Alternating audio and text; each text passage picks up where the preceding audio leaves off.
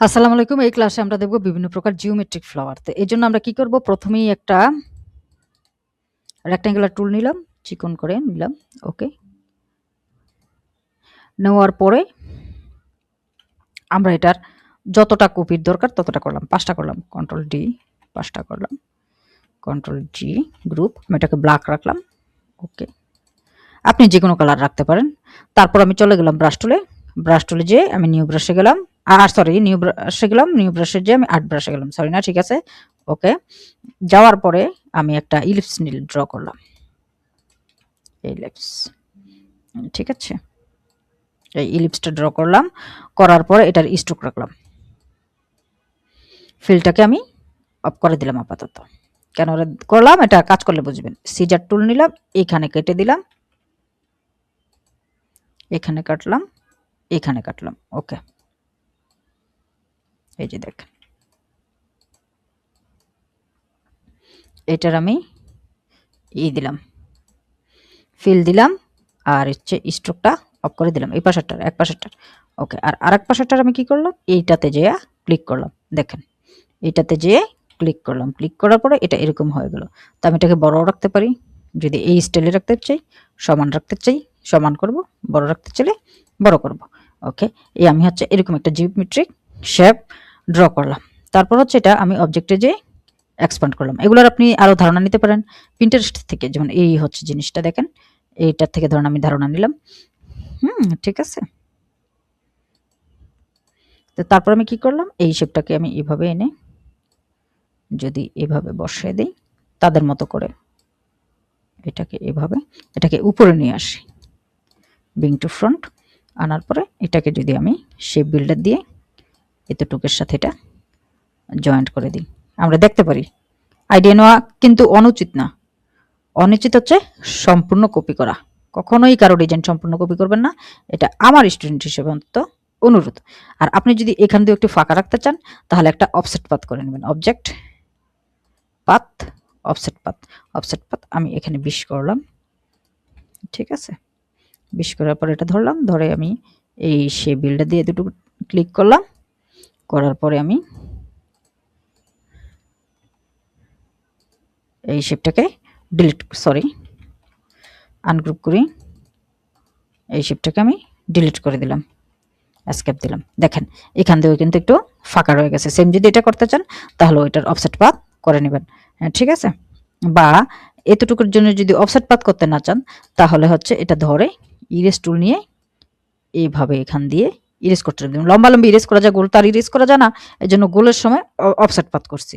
এই যে জিনিসগুলা এভাবে বুঝলেই হলো। এখন হচ্ছে আমি এই বরাবর কিভাবে এটা বসাবো। এই বরাবর বসানো সোজা। আমি এই বরাবর আনলাম, আনার পরে আবার কি করলাম? সিজার টুল নিলাম। মানে একই কাজ আমার কয়েকবার করে ফেলতে দিতেছে, যেহেতু আমি মনোযোগ দিয়ে আসল কাজটা করি নাই। মনোযোগ দিয়ে করলে এটা হইতো না। এটাকে ধরুন আমি এখানে দিলাম। এই যে তাদের এটার মতো আমি একটু মনে হয় উল্টে করে ফেলছি, তাই না?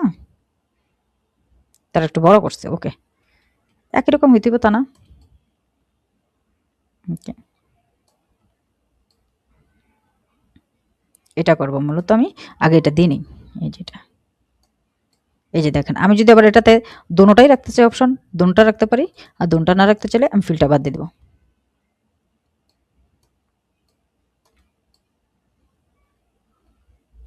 এটাকে আমি অবজেক্ট থেকে এক্সপ্যান্ড করে দিই।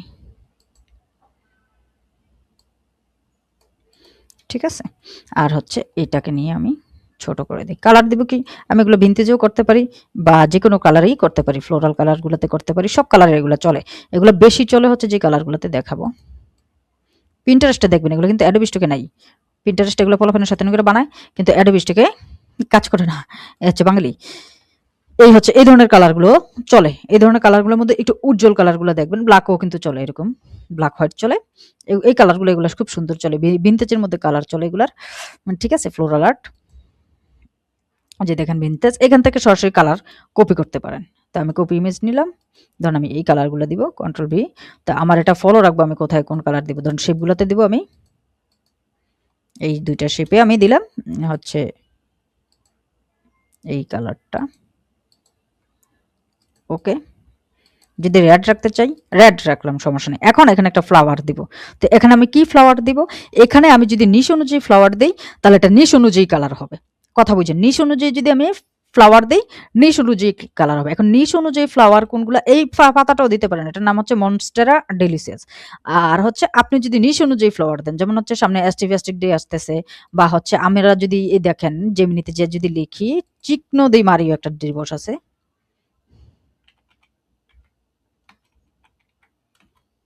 মারিও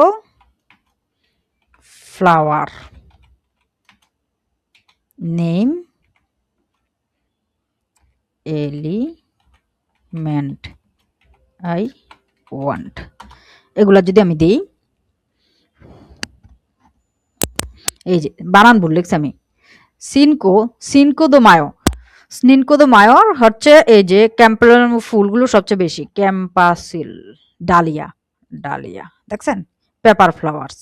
তো এই যে ফুলগুলা ক্যাকটাস, এগুলো আমরা দেখি, ঠিক আছে। ডালিয়া ভেক্টর দিয়ে দিলে আমরা এখানে, আমাদের মূল সমস্যা হচ্ছে আমরা ডিজাইন টার্গেট করে করতে পারি না। তো এরকম ধরনের ফ্লাওয়ারগুলা আপনি এগুলো যদি ভেক্টর অ্যাড করে ফেলেন, ডালিয়া ফুল হচ্ছে এটা,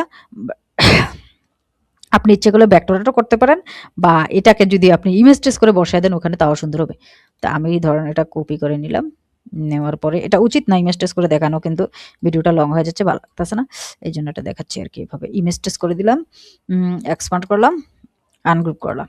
তো এখন এখানে কালার দিবেন কি, এটা এখানে দুইটা কালার দিতে পারবেন, একটা হচ্ছে যে কোনো ডিজাইনে ভিনটেজ কালারগুলো দেওয়া যায়, আরেকটা হচ্ছে চিহ্ন দি মারিওর নিজস্ব কিছু কালার আছে, লাল হলুদ, এই ভিনটেজ কালারগুলো মূলত চিহ্ন দি মারিওর কালার। তো আপনি যদি এখানে তাও লিখে দেন চিহ্ন দি মারিও কালার প্লেট, ওই যে অলরেডি আছে ব্রাইট কালার, গাঢ় লাল, উজ্জ্বল কমলা, হলুদ, সবুজ এবং নীল রঙের শৈল্পিক, এই সব আমরা পাইয়া গেছি ভিনটেজের মধ্যেই, ঠিক আছে, লাল কমলা এগুলা, ঠিক আছে।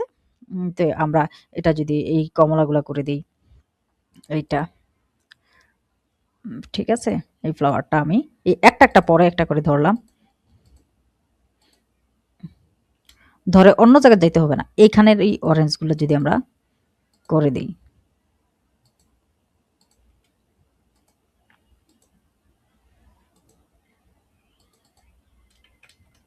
বা সবগুলো এই কালার করলাম, আবার পরের গুলা সব ধরলাম,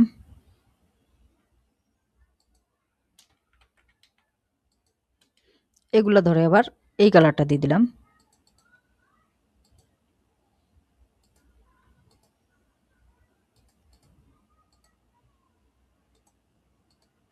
তারপরটা হচ্ছে এগুলা ধরলাম, ছেলেটা রাগ করে যে বাইরে বসে আছে,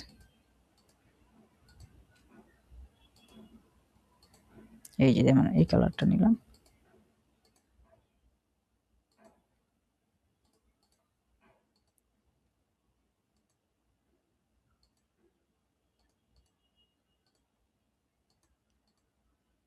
ওকে।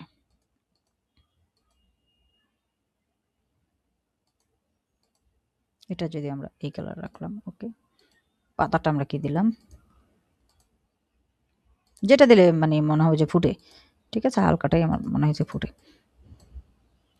কন্ট্রোল জি গ্রুপ করলাম। দেখেন মানুষের ডিজাইন চুরি করেও কিন্তু ধরা খাচ্ছি না, কারণ হচ্ছে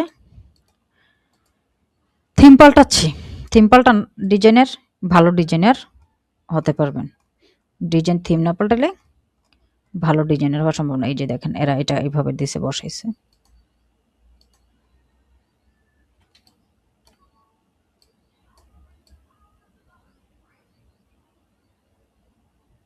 আমরা এটা কোন পাশে বসাইলে সুন্দর লাগবে এটা খেয়াল করতে হবে, যেন ওরা ওই পাশে বসাইছে দেখি যে আমরা ওই পাশে বসাই দিব, তা না, আমরা ধরেন এটা এই কর্নারে বসাইলাম, ওকে। এই কর্নারে বসাইছি, সমস্যা নেই, ওদেরটা কিন্তু ডিজাইন ভিজিবল, ভিজিবল বলতে কি ওরা ডিজাইনটা কি করছে বোঝা যায়, আমরা ডিজাইনটা কি করছি বোঝা যায় না। তো এগুলো নাইরা সাইরা ভিজিবল করবেন, কাজ ভিজিবল রাখার সবসময় চেষ্টা করবেন, এটা আমাদের ডিজাইনের বাড়তি লাগে আবার লাগেও না। আচ্ছা, এইগুলো মনে হয় রেডে দিলে বেটার হয়, ওকে। আর এইগুলো দিয়ে দিই, উল্টে দিয়ে দিই কালারটা,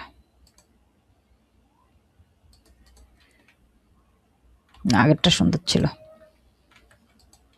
ওকে, তো এই হচ্ছে আমাদের ধরনের ফ্লাওয়ার ডিজাইনটা।